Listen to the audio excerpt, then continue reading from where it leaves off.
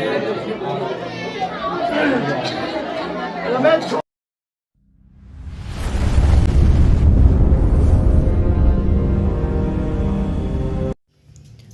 Guys, जय जगन्नाथ। वापस एक नए वीडियो में आपका स्वागत है। तो गाइस, आज है महाशिवरात्रि।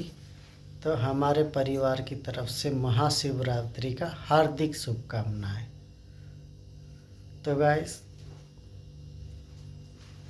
वो तो चली गई मंदिर उनकी सहेलियों के साथ पूरा पार्टी मिलके। तो मैं अभी नहीं जाऊंगा। मैं रिशु सो रहा है, रिशु उठेगा तो मैं फिर जाऊंगा बाद में सुबह। अभी टाइम हो रहा है 5 बज रहा है शायद, हाँ 5 बज रहा है। वो लोग जा चुके मंदिर, मैं बैठा हूँ।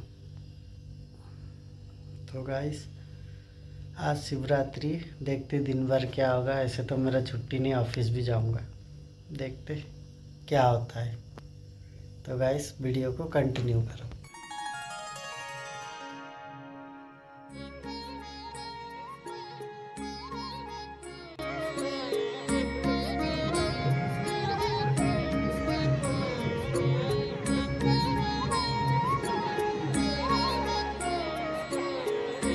गाइस अभी हम आए थे भोलेनाथ के दर्शन करने मंदिर। तो अभी हम लोग वीडियो बना रहे, पापा भी पूरे लाइटिंग लगी, हम लोग बना रहे।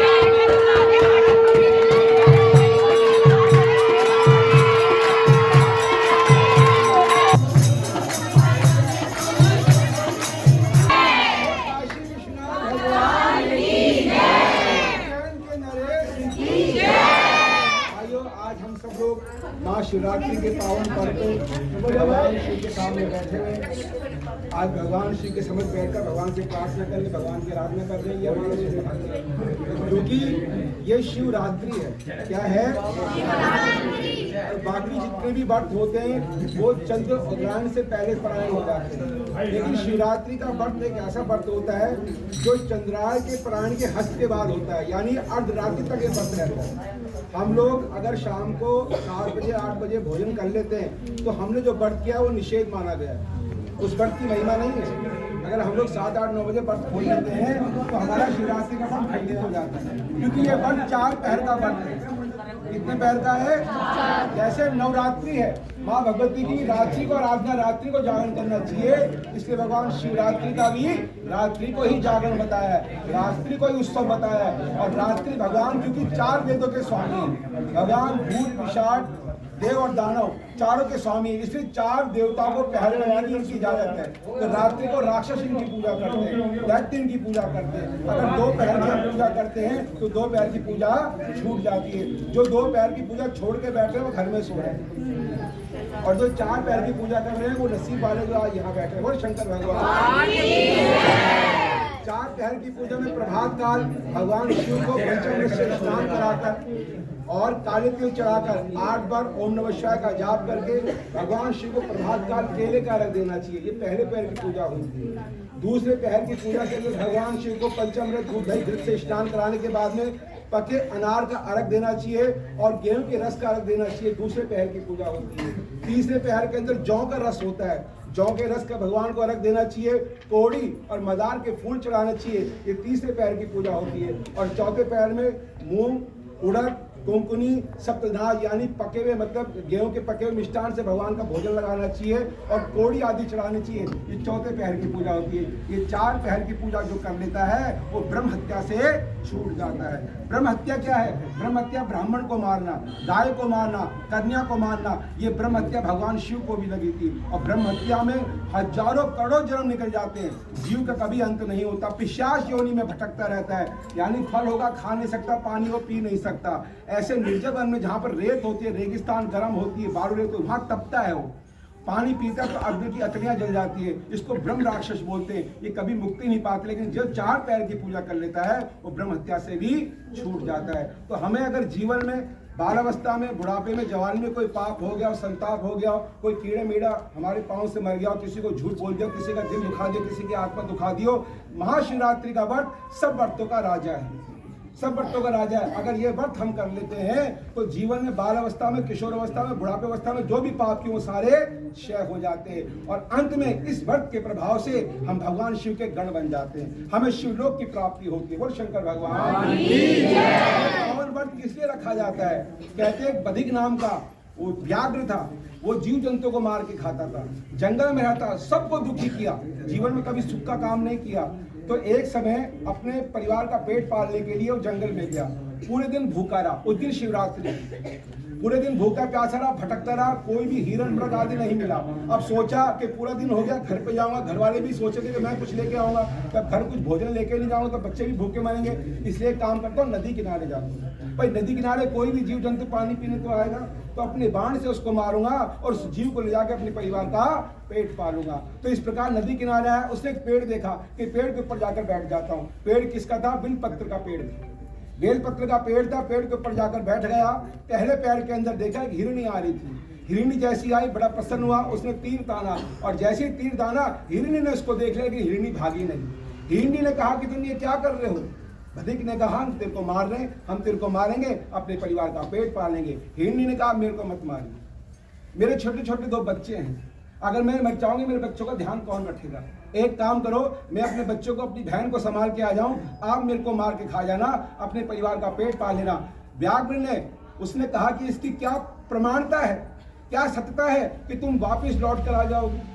क्या पता तुम अपनी जान बचाने के लिए ऐसे कर रही हो। उसने कहा संसार में जितने भी पाप हो वो सब मेरे को लगे, ब्रह्म हत्या मेरे को लगे, मैं जीवन में कभी मुक्ति नहीं पाऊं, हमेशा सड़ती रहूं, गलती रहूं, कोड़ी पड़े मेरे के अंदर, मैं कैचुए की, सांप की, अजगर की योनि में भटकती रहूं, लेकिन मैं इतने पाप झेलने को तैयार हूं, कम से कम तुम उनको छोड़ तो दो। जब व्याघ्र को लगा जब इतने पाप खुद झेलने को तैयार है तो इसको दफा मैं छोड़ देता हूँ। हिरणी को छोड़ दिया, पहला पहर बीत गया। दूसरे पहर के अंदर हिरणी की बहन उसको ढूंढती रही, ढूंढते ढूंढते वो आ गई। व्याघ्र ने दूसरा बाण ताड़ा, हिरणी ने कहा मेरे को क्यों मार रहे हो? तो जैसी बाण ताड़ा तो जो बिलपत्र का पेड़ था वो हिल पड़ा और हिल के 5-6 पत्ते नीचे गिर गए। जहाँ नीचे पत्ते गिरे वहां भगवान का शिवलिंग था। और जैसे ही उसने पानी रख रखा था अपने डोलचे में, जैसे ही पानी पिया झूठा पानी भी शिवलिंग पे गिर गया। बोल शंकर भगवान। पहर की पूजा हो गई। उसने कहा मेरे को क्यों मार रहे हो?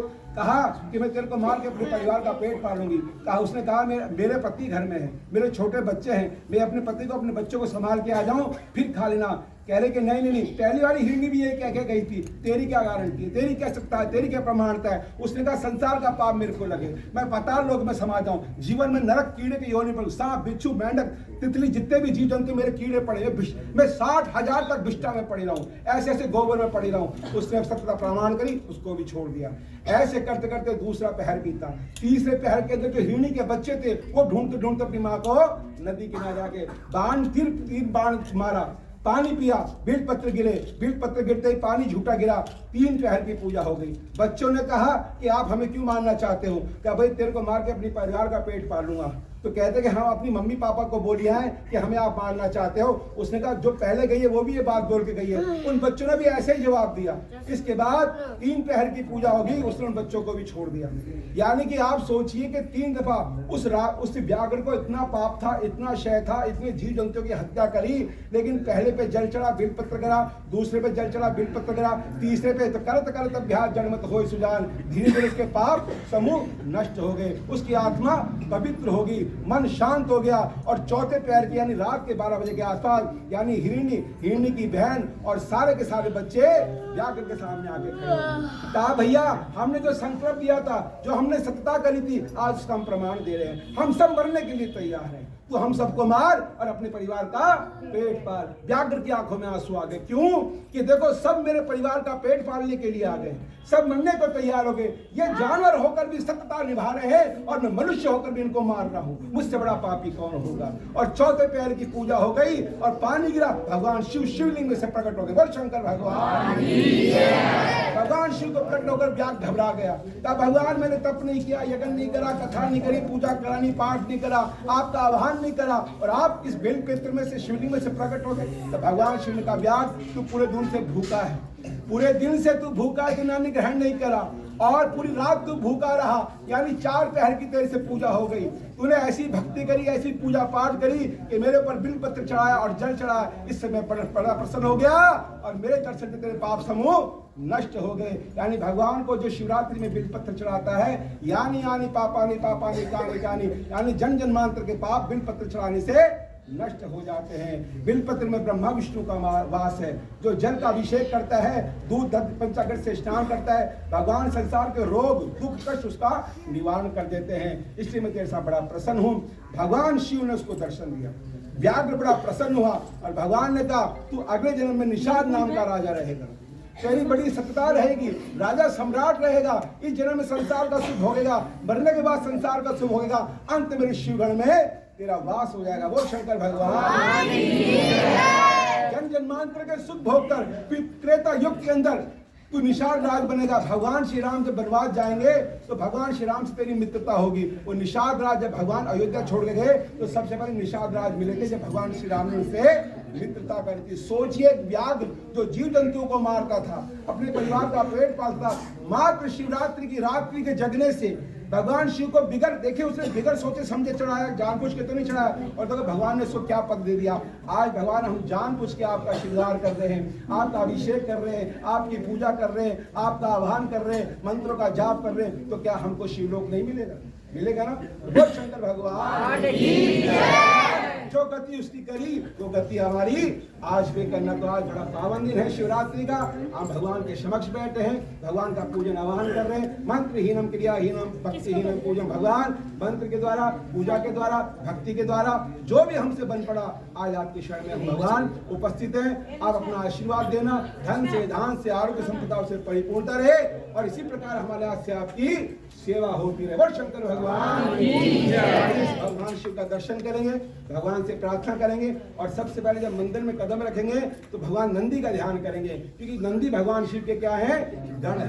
भगवान शिव के द्वारपाल नंदी के ईश्वर है। जब तक हम नंदी का आवाहन नहीं करते, नंदी का पूजन नहीं करते, नंदी को कुछ कहते नहीं, तो पूजा भगवान शिव को नहीं लगती। आप भगवान शिव को दूध, दही, शहद, पंचामृत, बेलपत्र खूब चढ़ाओ, खूब धन माया चढ़ाओ, लेकिन भगवान शिव उसके घर नहीं जाते, क्योंकि भगवान शिव का वाहन कौन है, नंदी। तो भगवान शिव कहते हैं नंदी आज वो इतना माल चढ़ा के गया है, चल उसके घर चलते। नंदी ने कहा हम नहीं जाएंगे, तुम्हें जाना है तुम जाओ। भगवान शिव ने कहा मैं तेरे बिगड़ नहीं जाऊं। तो नंदी कहते हैं भगवान वो तुमको बोल के गया, मेरे को बोल के नहीं गया। अगर मेरे को बोल के जाता तो मैं उसको घर पे, तुमको उसके घर ले जाता। इसलिए कभी भी भगवान शिव की पूजा करनी हो तो नंदी द्वारपाल, तो नंदी को बोलो कि आज हम भगवान की पूजा कर रहे हैं, भगवान का आह्वान कर रहे हैं, भगवान को जल अभिषेक चढ़ा रहे हैं, भगवान का श्रृंगार कर रहे हैं, इस भगवान को हमारे घर लेके आना। और जब नंदी भगवान शिव को लेकर पार्वती से ब्याह करवाया, तो इसी प्रकार भगवान शिव को जब लेके आते तो हमारे कार्य सिद्ध हो जाते हैं। इसलिए नंदी का पहला कदम नंदी भगवान का ध्यान करना कि हम भगवान शिव का पूजन कर रहे हैं, और जो कामना नंदी के मन में बोल के जाओगे अगले साल तक वो पूरी हो जाएगी। वो काशी विश्वनाथ भगवान की जय।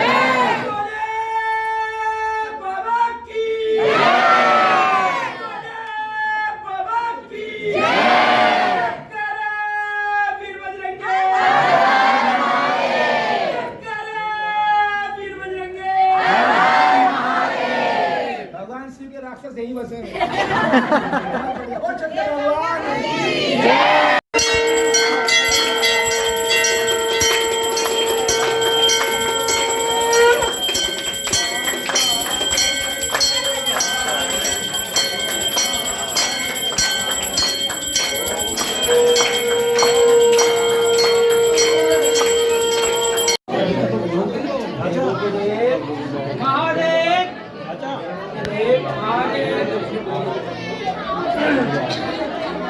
छोड़ दे बाबा को, छोड़ दे।